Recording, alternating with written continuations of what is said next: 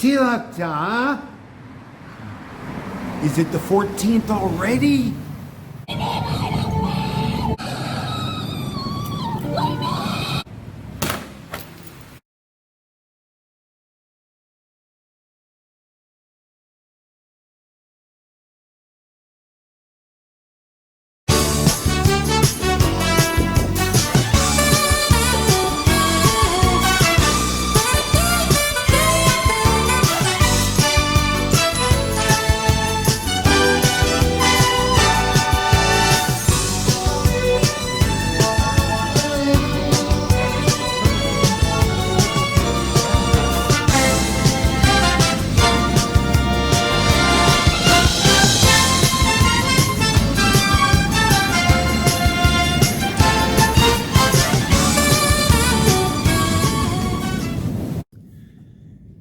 So 2 weeks on Turtle Beach. 2 weeks of my life's dream realized. And what have I discovered? Well, I've discovered that Satao is in season, and Satao is still just as popular here in the South as it's always been. And it turns out I like Satao just as much as I did 25 years ago. Unfortunately, my gut is 25 years older and does not process fiber as efficiently as it used to, and Satao is a legume, so sometimes it's a benefit to live alone and not have to worry about those kinds of things. I was thinking about something that happened in 1988. I was living at that time with a bar girl named Gail, lovely girl, sweet girl, bit of a drunk. She was from Nakanayoke, and she took me up country to meet her family, which was her mother and her daughter, who she introduced as her sister. She didn't want me to know she had a child, but it was obvious in the way they interacted that this was mother and daughter, and it was very sweet to watch. So I was on the farm about a week, and family had managed to hold on to one rai of land and the old wooden house that was on it, and they had to sell off the rest of the land.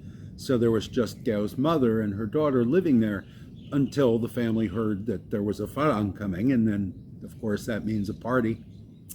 And so a lot of people showed up. But the first morning I was there, I was sitting on the edge of the big wooden platform that was a house. It was a big sala, old-style house, walls only up on the second floor. And I was sitting there regretting I had not brought any coffee, because there was not a spoonful of Nescafe on that farm, and we were, 30 kilometers from the nearest Nitnoi shop. And I'm sitting there having a cigarette thinking, oh God, if I don't get some caffeine, my head is going to split open. And Gao's mom, Gao was sitting next to me, doing her nails or something. She was always preening. And it was a beautiful morning, sun just coming up, and her mom comes out of the kitchen and says, "Manja ginarai. Manja ginarai. What will it eat?" And I'd been in the bars for 3 months at that point, and I knew the pronouns. I knew what man, referring to somebody as man in the third person, meant. In fact, at that time, I think Colin Cotterill was drawing his cartoon in the Bangkok Post called Manfellon, which is a potato. Manfellon is a potato. Mantot is French fries. But Manfellon, in the context of Mr. Cotterill's brilliant cartoon, was the farang, so ignorant that people refer to him as man, refer to him as a thing, as an animal. And she referred to me as manja ginalai, what will it eat?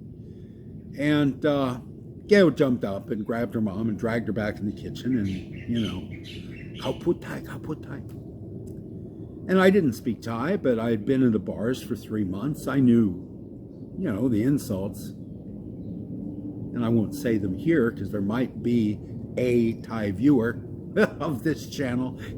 So I won't rattle off the insults, the bar insults, the gutter insults. But certainly man, next to calling somebody a giant lizard and prefixing it with I or E, or calling someone gu or mung. Those I guess I can say here. Man is pretty bad. It's in the Thai TV dramas, you refer to somebody in the third person as man, and the knives come out, the guns come out, somebody dies.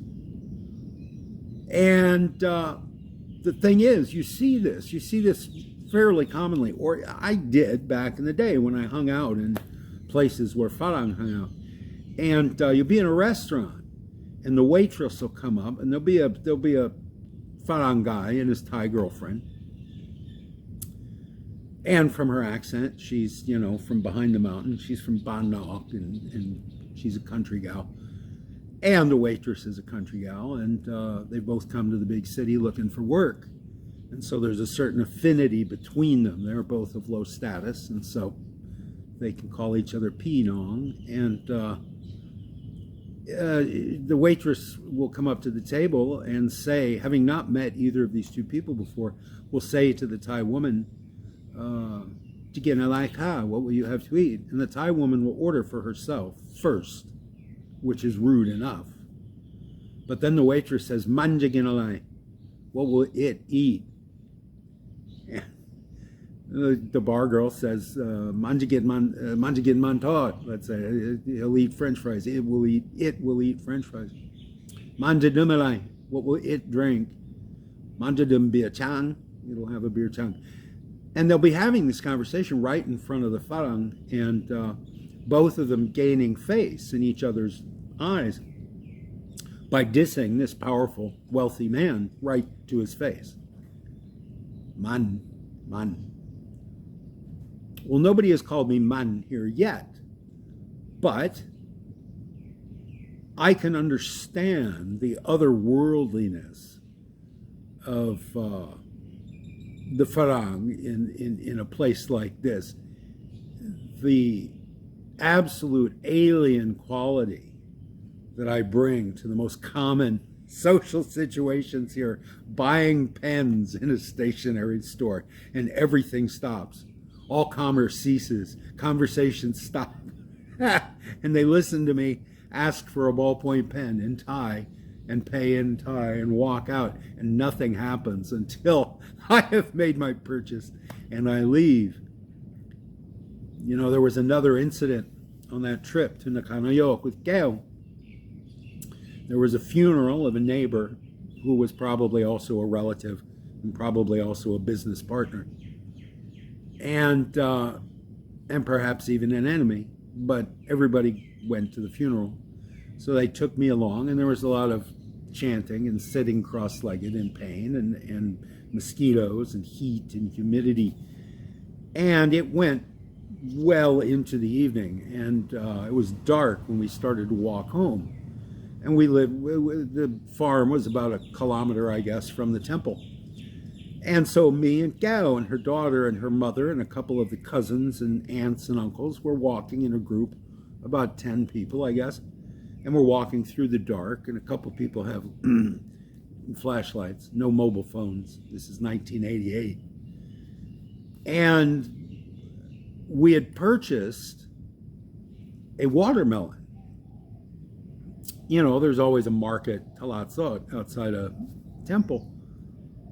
So we had purchased this watermelon, and we're walking along, and I volunteered to carry this watermelon. It was pretty big. I had it on my shoulder, and I'm walking along. And we get to a place, and we stopped, and I can't remember why we stopped. Maybe it was a Nit Noi shop, or someone had to pee or something. And we're just walking down this dirt track, and rice paddies on both sides. And I put the watermelon on the grass and sat down on it, because it's uncomfortable to sit on the grass, right? I don't squat well, certainly did not then. And I sat on the watermelon. And Gail immediately comes over and says, "Get up, get up, get up, get up. That's for the monks. You can't sit on that." And I was so frustrated, after being the outsider, always trying to, not offend anybody, making mistakes left and right, faux pas after faux pas after faux pas. Man, I just snapped. And I picked that watermelon up and I chucked it out into the rice paddies.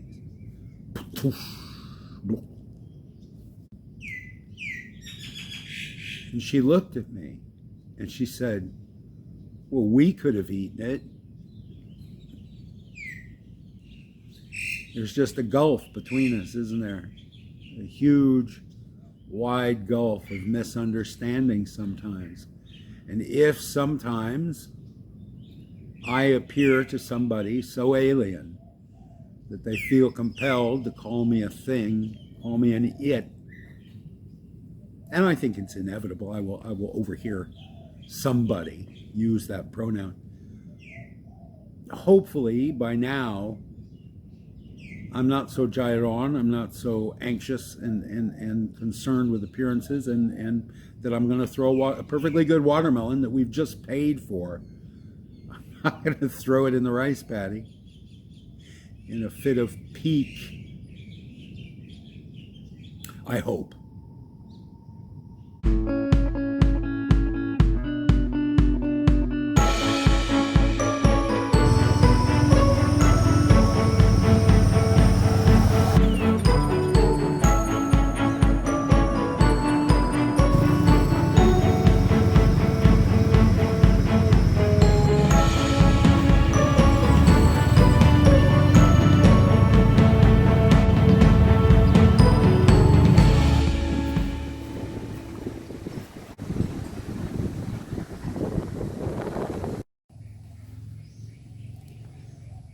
So another week down in Turtle Beach, my second.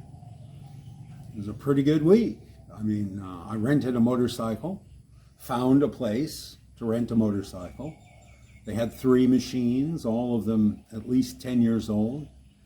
Kinds you kick to start over. Narrow tires, kind you throw your leg over, you don't step through. Motorcycles I'm used to riding, still 100 cc's. Which is just enough for me to do damage with. Yeah, I asked them why they rent motorcycles. And they said, because there's no tourists here. I said, who do you rent to? And they said, well, we rent to locals when there's a wedding. They need to ferry relatives around. Relatives come in on the bus from out of town, they don't have a vehicle. You got to drive them around, take them to the waterfall. Take him to the beach. So you rent a motorcycle. I thought, a motorcycle? That's weddings in Turtle Beach are done on a budget much smaller than they are in my family. Typically an 11-passenger van. And we're all big passengers, so it needs to be a full-size van. It's a different economy here. You know, there are honestly, driving around on the motorcycle, I'll tell you, there are a lot more poor neighborhoods than I was expecting. And the light is doing something strange in this camera in here. I apologize for that. I think it's all the reflection from all this holiness behind me. This is a weird little meditation Dharma Center. It's kind of like Euro Disney with monks and dead kings and Hindu deities and lions and tigers and bears. Oh my. Every kind of effigy, of icon you can imagine is here. There are no people here. I found 2 machi, 2 nuns, who told me, yeah, walk around, take photos. They said since COVID, it's all been shut down. But this is a place people could come knowing, at least as far as I understood these 2 women, knowing that whatever deity you want to pray to today, you'll find it here. It's a smorgasbord. It's a Baskin-Robbins of religious iconography. So yeah, I've been driving around, and this is a quiet spot to record. It's a meditation center, so it's kind of set back from the road. But oh my God, the mosquitoes are fierce, so I'm going to wrap this up. Yeah, a lot more poor neighborhoods than I was expecting. And generational poverty. There's old women squatting outside of cinder block huts with tin roofs, lighting charcoal fires in clay pots like their mothers taught them to do 70 years ago. And her mother taught her 70 years before that. A lot of people fishing, and they don't look like they're hobby or sport fishermen. They're fishing for dinner. People gathering, school kids coming home from school, gathering vegetables and fruits and roots by the side of the road. Dek ơi, dek di tong mi na ti sit yang doi kan sasana nap tu. Yeah. Hey kid, you've got 10 responsibilities. This is a lullaby my ex used to sing to kids every time mother sings it to her kids. Hey kid, you've got 10 responsibilities, and the first one is worship, respect religion. Napta sasana. That's it. That's the first commandment. Just have faith. Faith sustains poor people, I guess. Next week, tomorrow, I start the visa process, aiming for a retirement visa. And we'll find out if Steve has the funds to satisfy the Thai government and be allowed to stay in Thailand. It's all about money. There's no character check as far as I can see. They don't call Interpol and ask them if Steve Rosse traffics in human beings. It's about money. You got to put a certain amount of money in the bank. That's all. That's the bar. Money. Have money.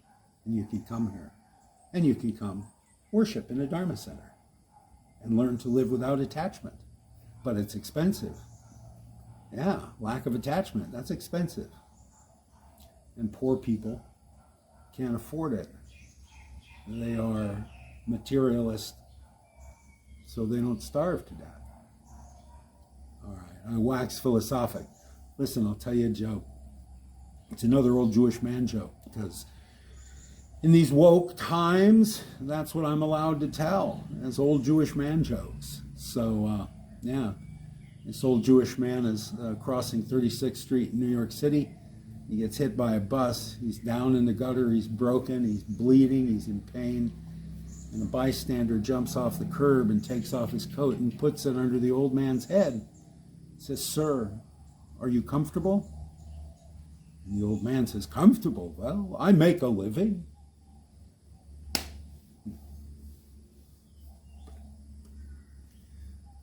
All right, that's my story. I'm sticking to it. Thanks for listening.